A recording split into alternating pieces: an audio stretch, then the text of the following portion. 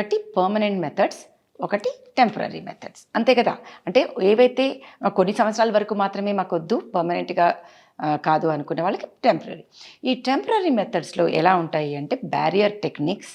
అంటే ఆ ఒక్క మీకు రెగ్యులర్గా ఇంటర్కోర్స్లో ఉండము, ఏదో వన్స్ ఇన్ ఇయర్ అనుకునే వాళ్ళకి మనకు రెగ్యులర్ కాకుండా ఆ ఒక్క యాక్ట్ టైంలో మాత్రమే యూజ్ చేసే వాటిని బ్యారియర్ టెక్నిక్స్. అంటే ఏదైనా అడ్డం, సో దట్ స్పర్మ్ అన్న వెళ్ళి ఎగ్ని కలవదు, ఎగ్ అన్న వెళ్ళి దాన్ని మనకి డయాఫ్రమ్ కానీ కాండమ్స్ కానీ ఉంటాయి. అది ఎవరికి ఇర్రెగ్యులర్గా ఉండే వాళ్ళకి. అది ఎందుకని failure rates is as high as 20%.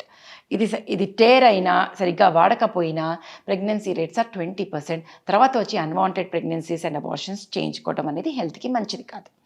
So second thing ఏముంటుంది మనకి బ్యారియర్ కాకపోతే మన స్పేసింగ్ టెక్నిక్స్కి డిపెండింగ్ ఆన్ ద పిల్లలు ఉన్నారా లేదా దాన్ని బట్టి మనం ఆఫర్ చేస్తాం, కానీ anything can be used. So ఒకటి హార్మోన్ పద్ధతి. అంటే మనకి ప్రెగ్నెన్సీ రావాలంటే ఏంటి కావాలి? ఒక స్పర్మ్ కావాలి, ఒక ఎగ్ కావాలి. ఎగ్గే రిలీజ్ అవ్వకుండా ఉంటే ప్రెగ్నెన్సీ రాదు కదా.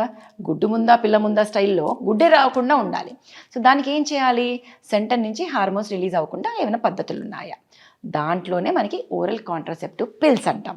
ఈ పిల్స్ అంటే ఏంటంటే ఏవైతే ట్యాబ్లెట్స్ మన శరీరంలో ఉన్న హార్మోన్స్ని టోటల్ చేతిలోకి తీసుకుని బయట నుంచి వాడటం వల్ల లోపల నుంచి హార్మోన్ సిక్రీట్ అవ్వవు, లోపల నుంచి హార్మోన్ సిక్రీట్ అవ్వకపోవడం వల్ల అండం విడుదలవ్వదు.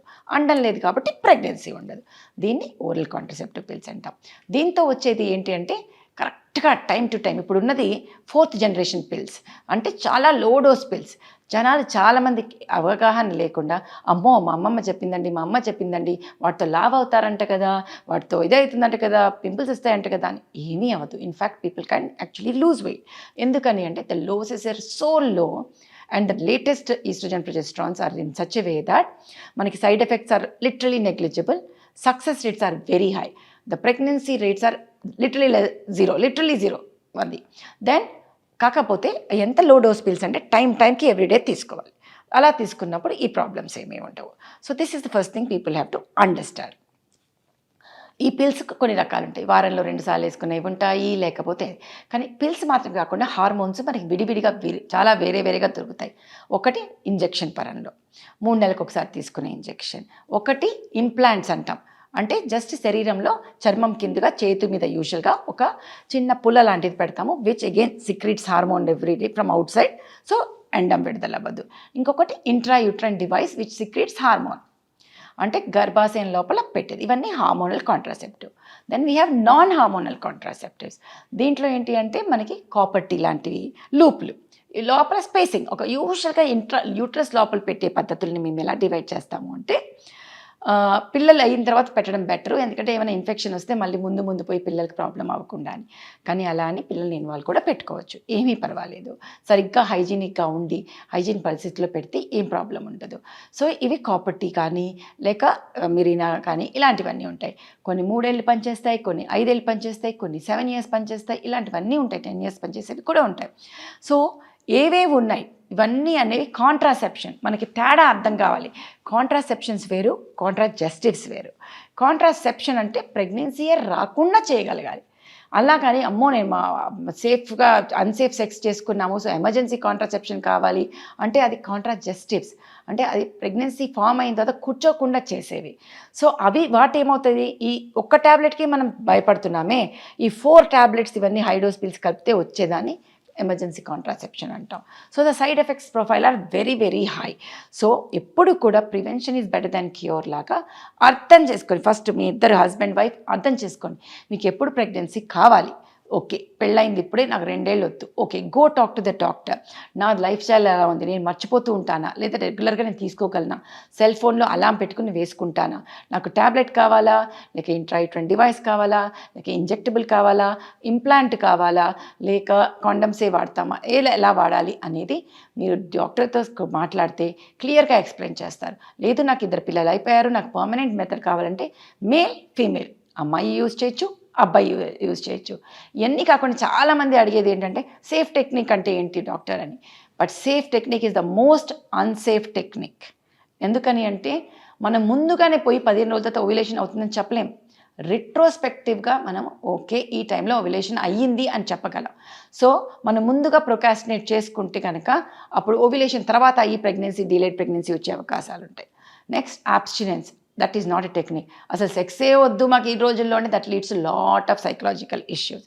సరే, అది కాకుండా విత్డ్రాయల్ టెక్నిక్స్. ఇవన్నీ నేను ఎందుకు ముందు చెప్పలేదు అంటే, ఇవన్నిటికీ ఫెయిల్యూర్ రేట్స్ ఎక్కువ. Not only failure rates, it lead to psychological and emotional trauma. ఆ స్ట్రెస్, టెన్షన్, అమ్మో ఒక్క స్పర్మ్ పడినా అది వెళ్ళిపోయి ప్రెగ్నెన్సీ చేస్తుందనే భయం కూడా ఉంటుంది. So we have to understand, sperm వెజైనాలో సర్విక్స్లో పడితేనే కాదు, బయట వల్వాలో పడినా కూడా అది స్పర్మ్ ఉయిదుకుంటూ వెళ్ళిపోయి ప్రెగ్నెన్సీ వచ్చే అవకాశాలు ఉంటాయి.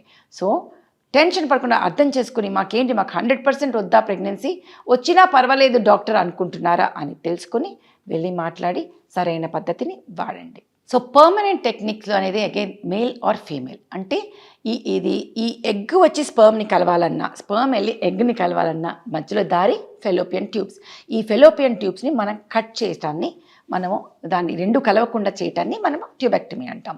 దీనితో ప్రాబ్లమ్స్ ఏంటి అంటే, ఇది ఇన్వేజివ్ ప్రొసీజర్. అంటే పొట్ట లోపలికి వెళ్ళి ఆ ట్యూబ్ని కట్ చేయాలి. అంటే ఎనస్థీసియా ఇవ్వాలి, లోపలికి వెళ్ళాలి, కట్ చేయాలి, ఫెయిల్యూర్ రేట్ రావచ్చు, లేక తర్వాత అదే మార్గం ఓపెన్ అవుతే ఎక్టాపిక్ ప్రెగ్నెన్సీ రావచ్చు, ప్రెగ్నెన్సీ అక్కడ కూర్చోవచ్చు, ఇలాంటివన్నీ జరిగే అవకాశాలు ఉంటాయి.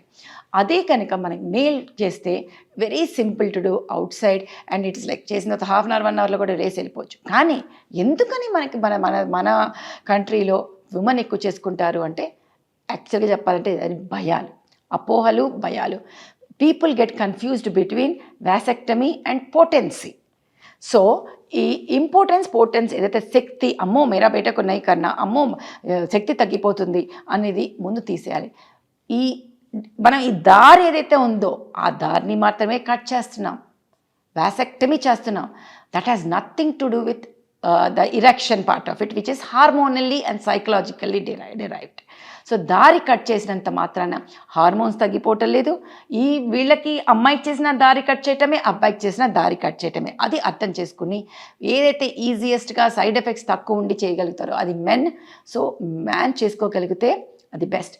కానీ పంతాలతో పోయి తను చేసుకోలేదు, నేను చేసుకోలేదు అనుకుంటే ప్రాబ్లం వచ్చేది ఉమెన్కే కాబట్టి, ప్రెగ్నెన్సీ వచ్చేది ఉమెన్కే కాబట్టి, అట్లీస్ట్ ఉమెన్ చేసుకుంటే సేఫర్ ఫర్ హర్ అనే దీంతో వీఆర్ ఓకే విత్ ఎనీథింగ్.